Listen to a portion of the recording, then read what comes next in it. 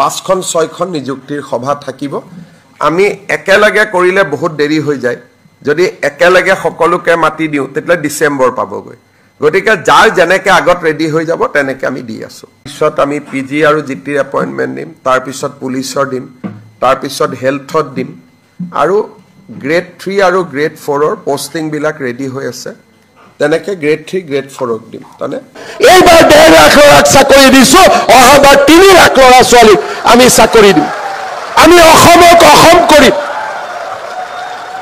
এইবাৰ 1.5 লাখ পিতৃ মাতৃ হাঁহিছে অহাবাৰ মোৰ অসমত 3 লাখ পিতৃ মাতৃ হাঁহিব আমি সেইখন অসম নিৰ্মাণৰ বাবে নিজক আমি উৎসৰ্গা কৰিম যিসকলে অসমক নেপালৰ ফালে চাব যায় মই তেওঁলোকক কম অসমে নেপালৰ ফালে নাচায় অসমে কামাখ্যাৰ ফালে চাব শংকৰদেৱৰ ফালে চাব ওলাব মামা 4000 ৰ এপইন্টমেন্ট কেতিয়া হ'ব আপোনালোকৰ পিছতে আৰু 4000 থিয় হৈ আছে নহয় এতিয়া মোক গাঁৱত গলে এই 4000 খালি লগ কৰি থাকে যে আমাৰ নিযুক্তি কেতিয়া হ'ব কামাণ্ডো নিযুক্তি কেতিয়া হ'ব আৰু মুখৰে গাঁৱৰ ষ্টেডিয়ামখন বনাই দিব লাগে মই বোলো হিমা দাস লভলিনাক দেখি এওঁলোকে খেলুৱৈ হ'ব খুজিছে নেকি মই বোলো ষ্টেডিয়াম কিয় খেলিব ইচ্ছা কি খেলা বোলে নহয় দাদা পুলিচৰ চাকৰি লাগে না দৌৰিব লাগে এনেকুৱা পৰিৱেশ অসমত আগতে কেতিয়াও হোৱা নাছিল আজি আমাৰ অসমত এটা ভাবিব নোৱাৰাকৈ যুৱক যুৱতীৰ মাজত এটা আশাৰ সঞ্চাৰ হৈছে যে পঢ়া শুনা কৰিলে আমি চৰকাৰী চাকৰি পাব পাৰো আৰু যত চৰকাৰী চাকৰি নাপাম তাত চৰকাৰখনে আমাক এক প্ৰকাৰ আত্মসংস্থাপন নহলে বিভিন্ন প্ৰকাৰে আমাক নিযুক্তিৰ ব্যৱস্থা কৰিব আজি কেইদিনমান আগৰ পৰা এই বিষয়ে পেপাৰত লিখা লিখি হৈ আছে আমাৰ জাগিৰোডত সেমি কণ্ডাক্টৰৰ ইণ্ডাষ্ট্ৰি আহিছে দেশ বিদেশত থকা অসমীয়া ল'ৰা ছোৱালী বিলাকে এতিয়া জাগিৰোডলৈ উভতি আহিছে আজি আমাৰ ৰাজ্যখনত এটাৰ পিছত এটাকৈ উদ্যোগৰ পৰিৱেশ নিৰ্মাণ হৈছে নামৰূপৰ পৰা চাপৰলৈ মই কিয় কৈছো নামৰূপত আমাৰ ফাৰ্টিলাইজাৰ ইণ্ডাষ্ট্ৰি হ'ব নুমলীগড়ত ৰিফাইনাৰী জাগিৰোডত সেমি কণ্ডাক্টৰ চাপৰত থাৰ্মেল পাৱাৰ ক'ব গ'লে গোটেই অসমখনতে আজি উদ্যোগ স্থাপনৰ এটা নতুন পৰিৱেশ আৰম্ভ হৈছে আজি আমাক শিক্ষিত যুৱক যুৱতীৰ প্ৰয়োজন হৈছে আৰু শিক্ষিত যুৱক যুৱতী নিৰ্মাণ কৰিবৰ বাবে আমাক চৰকাৰী বিদ্যালয়ৰ প্ৰয়োজন আছে শিক্ষক শিক্ষয়িত্ৰীৰ প্ৰয়োজন আছে আৰু দৰিদ্ৰ আৰু মধ্যবিত্তজনৰ মাজত আশাৰ সঞ্চাৰ কৰিবলৈ আমি এটা সুস্থিৰ শিক্ষা ব্যৱস্থা নিৰ্মাণ কৰাৰ প্ৰয়োজনীয়তা আছে আজি যদি আপোনালোকে অসমত চাই প্ৰত্যেকখন গাঁৱতে একোখন চৰকাৰী বিদ্যালয়ক উন্নত বিদ্যালয়লৈ ৰূপান্তৰ কৰাৰ নতুন এটা নিৰ্মাণ আৰু পৰিৱৰ্তনৰ ছবি আপোনালোকৰ সন্মুখত আহিব 8 কোটি টকাৰে হাইস্কুল বিলাক নতুনকৈ নিৰ্মাণ কৰাৰ চেষ্টা কৰা হৈছে চাহ বাগিচাৰ ভিতৰলৈ গৈ হাইস্কুল নিৰ্মাণ কৰা হৈছে আৰু দূৰ দূৰণিৰ অঞ্চললৈ গৈ মহিলাৰ বাবে কলেজ আৰু উচ্চ শিক্ষাৰ বাবে বিশ্ববিদ্যালয় নিৰ্মাণৰ এক ভাবিব নোৱাৰা আন্দোলন আৰম্ভ হৈছে যোৱাকালি মাত্ৰ আমি গহপুৰত শহীদ কনকলতা বৰুৱা বিশ্ববিদ্যালয়ৰ আধাৰশিলা স্থাপন কৰিছো আৰু আমাৰ চৰকাৰৰ দিনত চাওঁতে চাওঁতে আমি অসমত 16খন নতুন বিশ্ববিদ্যালয়ৰ স্থাপনত আমি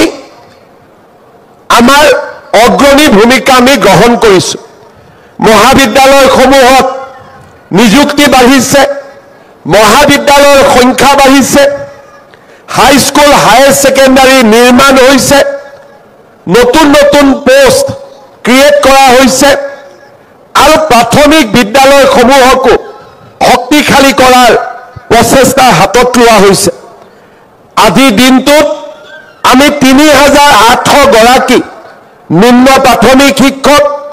১,৭৫০ গৰাকী উচ্চ প্ৰাথমিক শিক্ষক আমি ইউপিত আমি নিযুক্তি দিয়াৰ বাবে ইয়াত সমবেত হৈছোঁ। আমাৰ অসমত যোৱাটো দশকত বিশেষকৈ ২০১২ চনৰ পৰা শিক্ষামন্ত্ৰীৰ দায়িত্ব লোৱাৰ পিছত অসমত এতিয়ালৈকে মোৰ হাতেদি আৰু মই সাক্ষী হৈ থকা অৱস্থাত ১.৫ লাখ শিক্ষকৰ নিযুক্তি হৈছে আৰু প্ৰতিটো নিযুক্তি স্বচ্ছতাৰ ওপৰত কৰা হৈছে আৰু অসমৰ যুৱক যুৱতীৰ মাজত এক নতুন প্ৰেৰণাৰ সৃষ্টি হৈছে। আজি আমি বিচাৰোঁ যে আমাৰ অসমত শিক্ষিত যুৱক যুৱতীক আমাৰ আৰু প্ৰয়োজন আছে। যেতিয়া ২০১২-১৪ত আমি একেলগে ৫০,০০০ নিযুক্তি দিছিলোঁ, তেতিয়া ভবা হৈছিল যে আমাক আৰু শিক্ষক বোধহয় নালাগে, কিন্তু সময়ৰ পৰিৱৰ্তনৰ লগত লগ লাগি আমি শিক্ষকৰ নিযুক্তি প্ৰায় ১,২০,০০০লৈকে আমি কৰিব পাৰিলোঁ। তাৰ মানে ৰাজহুৱা শিক্ষা ব্যৱস্থাত শক্তিশালী কৰাৰ বাবে আমাৰ প্ৰচেষ্টা থমকি ৰোৱা নাই,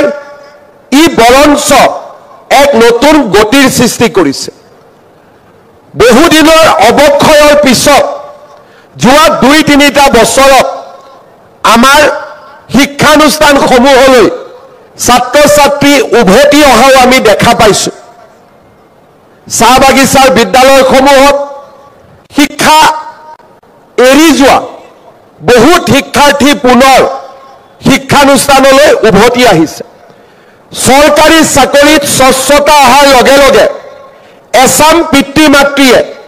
নিজৰ ল'ৰা ছোৱালীক পঢ়াত মনোনিৱেশ কৰিবলৈ বাধ্য কৰিছে। সমাজত এটা ইক'চিষ্টেম নিৰ্মাণ হৈছে যে নহয়, অসমত আমি পঢ়িলে আমি চৰকাৰী চাকৰি বা আন কৰ্ম সংস্থাপন আমি পাব পাৰোঁ। ৰাইজৰ অটুট বিশ্বাসে আজি আমাৰ অসমত বিদ্যালয়লৈ অহা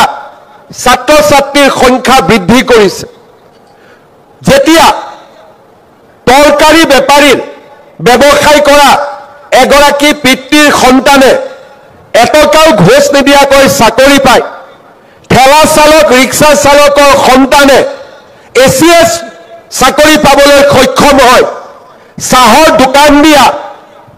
সেই ব্যক্তিজনৰ সন্তানে যেতিয়া graduate teacher, post graduate teacher আৰু চৰকাৰত চতুৰ্থ বৰ্গৰ চাকৰি কৰা পিতৃ মাতৃৰ সন্তানে যেতিয়া টেটৰ শিক্ষক হিচাপে টকা পইচা নিদিয়াকৈ নিযুক্তি পায়, সেইখন সমাজ সলনি হ'বলৈ বাধ্য হয়। সেইখন সমাজে সুৰুজৰ